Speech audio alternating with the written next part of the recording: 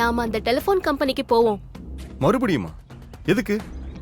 இப்ப நாம ஜீவா போனோட கால் ஹிஸ்டரியை மட்டும் தானே பார்த்தோம். ஆமா. ஜீவாக்கு போன் பண்ண அந்த பொண்ணு நம்பர் கூட நம்ம கிட்ட இல்ல.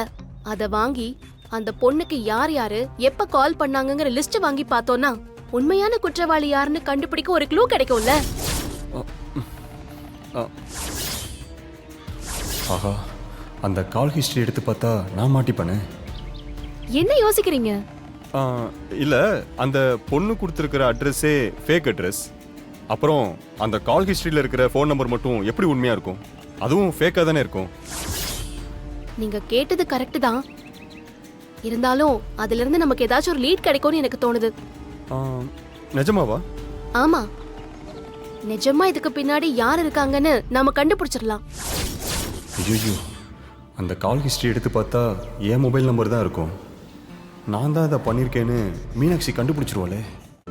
இன்றே டவுன்லோட் செய்து உங்கள் ஃபேவரட் ஷோக்களை என்ஜாய் பண்ணுங்க.